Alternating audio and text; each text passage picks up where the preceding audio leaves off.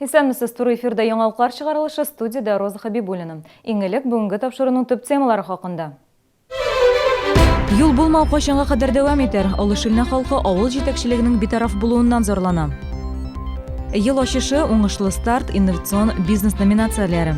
Бүген шәһәрнең яшь эшмәкәрен сайладылар. Артыннан ни пушкаларда калмады, берсе калмады. Ну, чектәге инде барыбер. 10-нчы дистәсен вакласа да энергиясе ташып тора. Ветеран Фазыл Масаров хатирәләре белән уртаклашты. Атна буена без Тукай белән яшибез. Чаллыда Габдулла Тукай һәм 21-нче гасыр мирасы исемле республика күләм фәнни-гамәли конференция узды. Җылылык белән тәэмин итүче оешма алдында шәһәрдәшләрнең бурычы узган ел белән чагыштырганда 20 миллион сумга диярлек кимегән. Быел бу сума 145,5 миллион сумны тәшкил итә. Ярчаллы җылылык шелтәрләре оешмасында җылылык сезонына нәтиҗәләр ясадылар. Быел кыш чагыштырмача жылы килде, шуңа күрә җылылык станцияләре дә азрак энергия сарыф итте. Бу тарифларга да тәэсир итте, шәһәрдәшләр энергия өчен азрак түләде. Отпуск тепла уменьшился, да? Җылылык бирү 2,7 миллион гигакалориядән 2,5 миллион гигакалорияга кадәр кимеде. 1 гыйнвардан тарифлар да кимеде. 1 гигакалория өчен 1408 сум түлибез. Шуңа күрә шәһәрдәшләр җылылык өчен азрак түләде дип әйтергә нигез бар. Шулай да шәһәрдәшләр арасында урам җылытабыз дип зарланучылар да булды. Мондый очракта идарә итүче оешмаларга мөрәҗәгать итәргә кирәк дип белдерде Айрат Зайнуллин. Еш кына алар индивидуаль җылылык пунктларын максатчан файдаланмый. Җылы урамга чыкса да, фатирга керсә дә барыбер түләргә кирәк. Хәзер коммуналчылар бурычларны җыю өчен юл приставы хезмәтен актив куллана. Соңгы 8 ай эчендә коммуналь хезмәтләр өчен 335 мең сум акча җыйганнар. Белгечләр кулланылган ресурслар өчен вакытында түләү отышлырак ди. Огромное количество, я могу просто по статистике говорить, что там... Бурычларны приставлар аша кайтарганда салым, административ штрафлар, алиментлар түлисе була. Безнең өлеш 5-7%ка гына калып бара. 90%тан артыгы суд приставлары карары, коммуналь хезмәтләр өчен аз өлеш кала. Җылылык сезоны тәмам, белгечләр яңа сезонга әзерләнә башлады. 11 майдан трубаларны сынау башланачак. Күп кенә объектларда шул исәптән торак йортларда да кайнар су иң күбе дигәндә 2 атна булмый торачак. Трубалар төзек булса, сынаулар өчен 2 көндә җитәргә тиеш. Гүзәл Шихапова, Алексей Иванов, яңалыклар. Авыл үсә, юллары юк. Алыш илне халкы юлларның төзексез булуыннан зарлана. Хәлне яхшыртыр өчен авыл түрәләре бернинди чаралар күрми. Әгәр яңгырлы көндә бер хәл булып ашыгыч ярдәм машинасы чакыртасы булса, ул сазга батып калачак ди авылда яшәүчеләр. Теманы хәбәрчебез дәвам итә. Вот у нас резиновые сапоги в машине, стабильно ездит, лопата, трос, без этого никуда. Автомобиль круглый год так у нас укомплектован. Трос, крәк, резин итекләр. Алыш илнәдә аларсыз булмый. Иң төзексез участок Орус зираты буйлап. Юбилейная, Березовая, Королев һәм Нефтьчеләр урамына таба. Бу урыннарда соңгы елларда төзелешләр бара. Техника авыл юлын ватып бетергән. Элементарно обычный легковой автомобиль. Җиңел машинада моннан үтә алмый. Димәк, без үзебезнең сатып алынган җир мәйданчыгына керә алмыйбыз. Авылда яшәүчеләр иләренә кайта алмый. Үй төзүчеләр төзелеш материалларын кертә алмый. Алга таба булай мөмкин түгел. У меня на руках ребенок. Мин инвалид бала тәрбиялим. Бездә әле бөтенләй юл булмаганда ук Харитоновка шалтыраттым. Авылдан чыгарга ярдәм сорадым. Безнең дарулар беткән иде. Без 3 көн өйдән чыга алмадык. Ул миңа бу сезнең проблема, кая кергәнегезне күргәнсез бит. Алдан уйларга иде дип җавап бирде. Юлия Калинина отаган Харитонов кеше шилне авылы җирлеге башлыгы. Ул иң элек инженер шелтәрләре үткәрергә, авыл юлын кадастр учетына кертергә кирәк ди. Зират юлында кайчанда булса юл булырмы? Моны белер өчен без авыл советына юл тоттык. Камераны күрү белән үк башлык китеп барды. Юл булмау кайчанга кадәр дәвам итәр? Халык сорауына хакимиятның җавабы бер: үзләре гаепле. Зачем вы покупаете участки там, где нет дорог? Покупайте, так сказать, где есть дороги. Авыл халкы проблеманы өлеше үз көче белән хәл иткән. Узган ел җәй яңгырлы иде. Көз көне халык үз акчасына юл салдырган. 2 километр юл аларга 1 миллион сумга төшкән. Бу юлның бер өлеше генә. Аңа да капиталь ремонт кирәк. Бүген кеше шилнәдә җирле депутатлар җыелышы булды. Анда авыл халкын да чакырдылар. Алар бер фикергә килә алырмы? Без алга табада вакыйгаларны күзәтеп барачакбыз.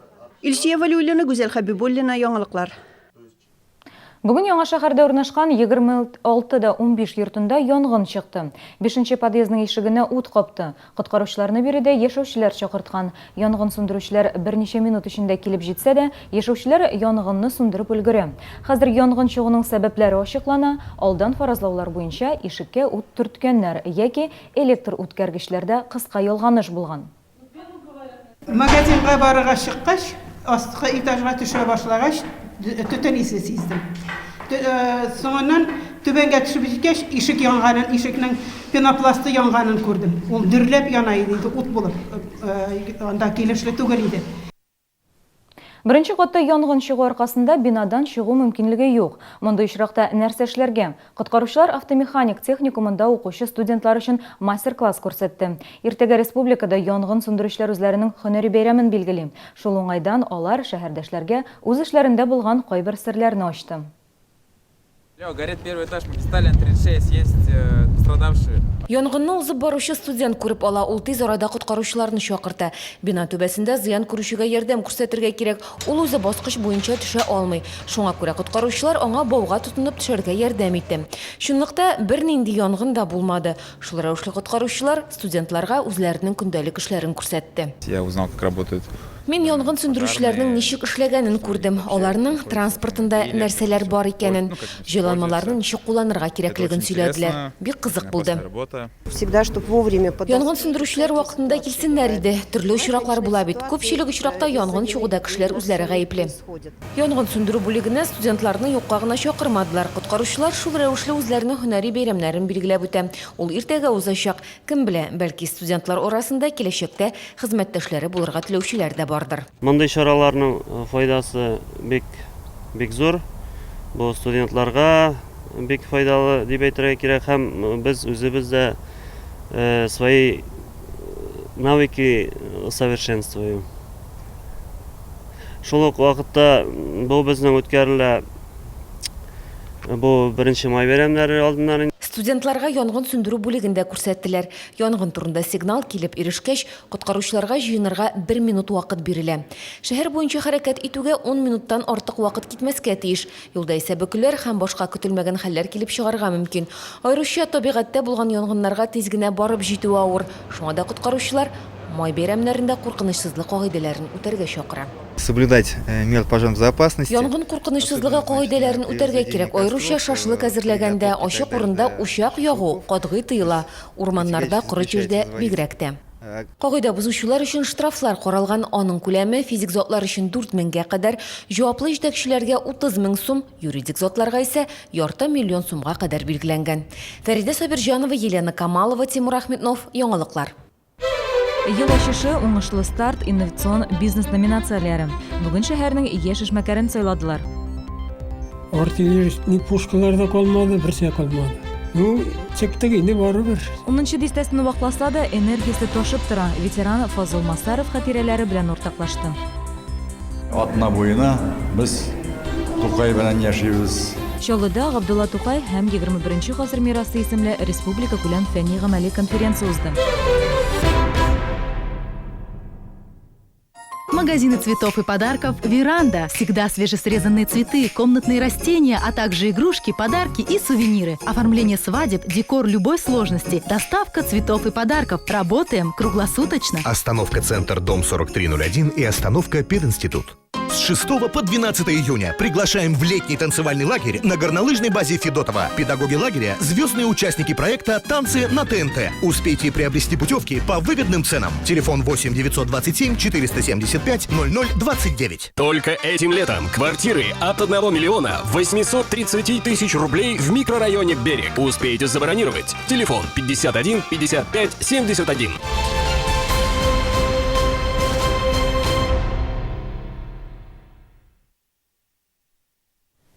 Тур эфирда яңалыклар чыгарылышы, без дәвам итәбез.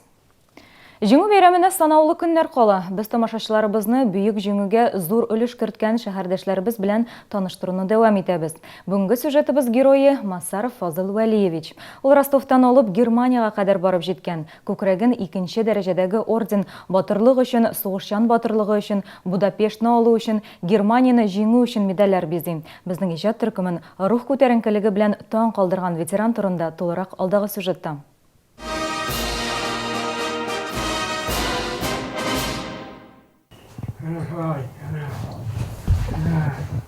Фазыл бабай һәр иртәне үсентеләргә су сибә, яше 90-нан артып китсә дә, үй эшләрендә ярдәмче ул. Аннан бөркелеп торган энергиягә һәркем сокланырлык. Дон, Ростов. Донской казак. Үзен Дон казагы дип атый Фазыл бабай. 18 яшьлек егетнең фронт юлы 1943 елда нәкъ менә Ростовтан башлана. Солдат Фазыл Массаров Украина, Венгрия һәм 2-нче Украина фронты составында Австрияны азат итүдә катнаша. Берлинга кадәр барып җитә. Сугыш тәмамлануы турында хәбәрне дә ул Германиядә ала. 45 елның 8 май төне бүген дә хәтерендә. Как раз мен часовойда идем. Пуш янында. Түнне. Вот, хабар иттеләр. Сугыш бетте. Малай, беттенсе торда инде хәзер. Хәзер эшләргә белмибез. Салют.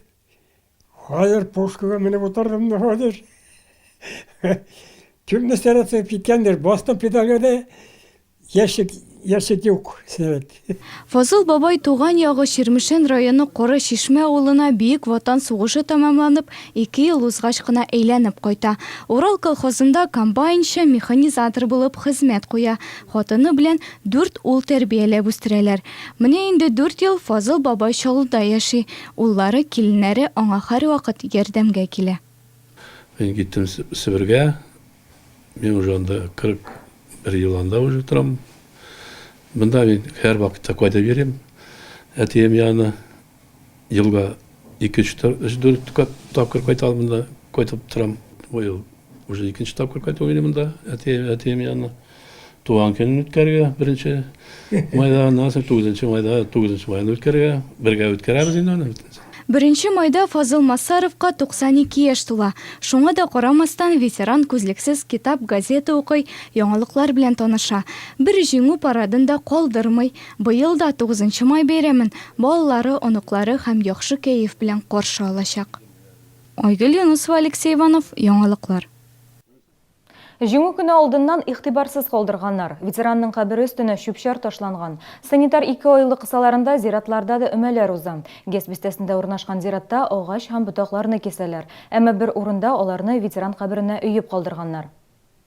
Чаллы коммунхоз хезмәткәрләре зиратны җыештыруга февраль аенда кирештеләр. Бу территория КАМАЗ заводына да беркетелгән. Алар зиратны җыештырганнар, әмма ветеран каберенә ауган коры агачны күрмәгәннәр. Хотела бы ЖЭК попросить... Нидәрә итүче оешмага мөрәҗәгать итәргә теләгән идем. Алар сугышта катнашучыларга ни өчен шулай карыйлар? Оят, һәйкәл янында матур сүзләр сөйлиләр, ә үлгәннәрне оныталар. Кабер янына килеп йөрибез, җыештырсыннар иде. Шәһәрдәшебез белдерүенчә, әлеге каберлекне ветеранның тормыш иптәше карап тора. Ул инде өлкән яшьтә, әби кеше ялгызы агач ботакларны җыештыра алмый. Без Чаллы коммунхоз оешмасыннан аңлатма бирүләрен сорадык. Безгә ул проблема түгел. Иртәгә без аны дин памятida кисәбез, эшкә бүләбез дә, могила içinden алабыз да, чыгарабыз да и вывозим на этот, на свалку. Могила içinde әйбет. Күрелмичә калган. Һәммәне күрдек, алабыз без аны бегин обедтан соң. Проблема булмый. Баш инженер әйтүенчә, алар беркемне дә үпкәләтергә теләмәгән. Зыян килгән каберлекне оешма хезмәткәрләре безнең иҗат төркеме күз алдында ук җыештырды.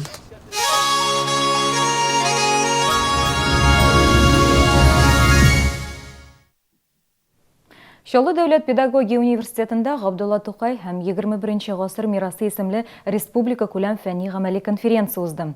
Ул Габдулла Тукайның 130 еллык юбилее уңаеннан оештырылды. Анда күренекле галимнәр, Чаллы шәһәре һәм төбәге татар теле һәм әдәбияты укытучылары, студентлары катнашты. Габдулла Тукайны шагыйрь итеп әзерләгән, аңа шагыйрь булып үсәргә мөмкинлек биргән һәм шуңа ирешкән бөек шәхес Мотыйбулла хәзрәт бар. Җаек каласында Республика күләм Тукай конференциялары атна башында Казанда башланып, бүген җомга көнне Чаллыда тәмамланды. Педагогия университетына профессорлар, укытучылар, студентлар җыелды. Казаннан килгән профессорлар, университет укытучылары чыгыш ясады. Алар Тукайның моңарчы ачылмаган хылык сыйфатларына һәм язмаларына фәнни ачышларга тукталды. Менә хәзерге яшьләр бит инде бик кызыксынып укыйлар, психологик, эзотерик китаплар. Әйтик шул дөньяда танылган бестселлерларның авторы Робин Шарма, Рами Блэк, Джексон китаплары. Менә ул китаплардагы барлык фикерләр Тукайда бар бит. Менә Тукай иҗатына багышланган конференция аеруча безнең өчен кыйммәтле һәм кадерле. Шуңа күрә аны Тукай конференциясын Татарстан гына түгел, бөтен Төркия дөньясы һәм ахыр чиктә ЮНЕСКО-да уздыра. Шуңа күрә менә атна буена без Тукай белән яшибез. Республикада атна дәвамында әлеге конференцияларда 100-дән артык доклад тыңланылды.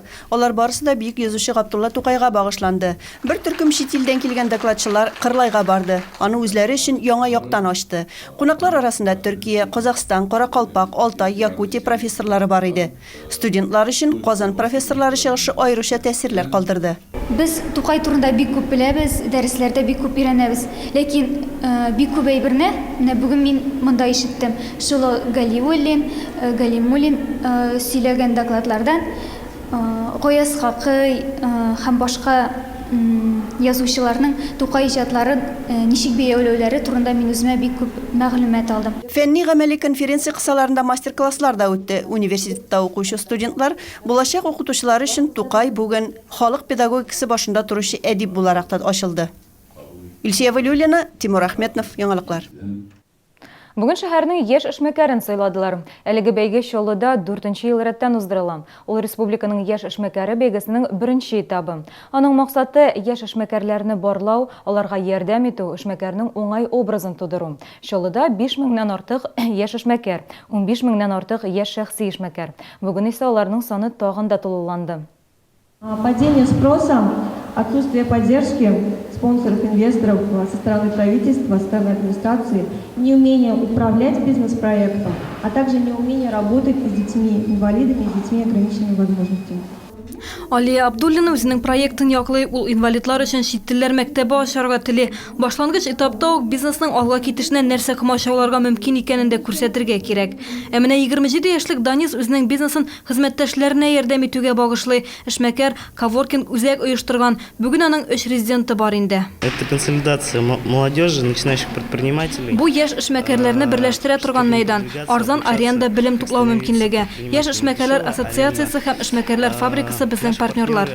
Бүгенге бәйгедә барлыгы 7 эшмәкәр үзләренең проектларын тәкъдим итте. Аларга ел ачышы, уңышлы старт, инновацион бизнес номинацияларында дипломнар бирелде. Жюри әгъзалары проектның шәһәр өчен никадәр кирәкле булуына зур игътибар бирә. Перспектива внедрения этого проекта. Әлеге проектны гамәлгә ашыру никадәр перспективалы, күпме финанс ярдәме кирәк. Киләчәктә финансларны каян алачаклар, шәһәр өчен кирәкле була алырмы? Шуларга карыйбыз. Шәһәрнең яшь эшмәкәре исеме Эдуард Лефлерга бирелде. Яшь егет пыяла эшкәртү остаханәсе проектын тәкъдим итте. Ул хәзер Чаллы банкыннан 1 миллион сумга кадәр ташламалы кредит алу мөмкинлегенә ия. Моннан тыш эшмәкәр безнең шәһәрне республика күләм бәйгедә тәкъдим итәчәк. Гүзәл Шихапова, Дмитрий Рачеев, яңалыклар. Роликларда йөрү, паркур, брейкданс һәм башкалар. Бүген яр буенда Урам спорт төрләре фестивале узды. Макси Арт 2016 бәйгесендә катнашу өчен Чаллыга 500ләп катнашучы килде. Алар Мәскәү, Петербург, Ижау, Казан, Алабуга һәм башка шәһәрләрдән. Быел фестивальдә кроссфит һәм граффити юнәлешләре дә барлыкка килде. Экстремаллар үзләренең сәләтләрен 4 сәгать дәвамында күрсәтте. Аларны Санкт-Петербургтан килгән хөкемдарлар бәяләде. Студентлар язында Чаллы вузларында укучылар иң яхшылары дип табылды. Казанда студентлар иҗатының гала концерты төгәлләнде. Призлы урыннарга Чаллының КФУ филиалы, авиация һәм педагогика университетлары лаек булды. Алда хәзер студентлар язының Россия күләм фестивале көтә. Республика турында исә 2000-нән артык кеше катнашты. Көндәшлек көчле иде ди катнашучылар, әмма Чаллы студентлары сынатмады. Төрле номинацияларда җиңүләргә ирештеләр. Мисал өчен, автор җыры номинациясендә беренче урынны Резида Калимуллина алды. Сәйяр бию коллективы да алдынгылар рәтендә. Студентлар Татарстанның барлык шәһәрләреннән дә килгән булганнар, Әлмәттән, Чаллыдан, шулай ук Яшелүзән районнан һәм Казаннан шулай ук. Һәм алар бик көчле һәм бик тәҗрибәле. Жюри әгъзалары безгә югары бәя бирделәр. Мактандылар. Без күптән Россия дәрәҗәсенә җитәргә омтылдык. Әгәр дә безне чакырсалар, безнең хыялларыбыз чынга ашачак. Май бәйрәмнәре якынлаша, тынычлык һәм хезмәт көне шәһәребездә ел сайын зурлап билгеләп үтелә. 1 май көне Чаллыда демонстрация булачак. Халык агымы Тынычлык проспектының 30-нчы комплекс тукталышыннан 6-нчы тукталышка кадәр җәяү барачак. Яз бәйрәме чаралары иртән 10-нчы яртыда башлана. Кечкенәләр өчен җиңү һәм ял паркларындагы атынгычлар, каруселләр дә 10-да эшли башлый. Шулай ук бу көнне шәһәр фонтаннары кушыла, сәгать 12-дә энтузиастлар бульварында җырлы фонтан ачылу тантанасы да булачак. Бәйрәм көннәрендә транспорт йөрешенә үзгәрешләр кертелде. 1 майда 9 яртыдан сәгать көндезге 11-гә кадәр Автозавод проспектынан Беляев урамына кадәр Тынычлык проспектында машиналар өчен юл ябыла.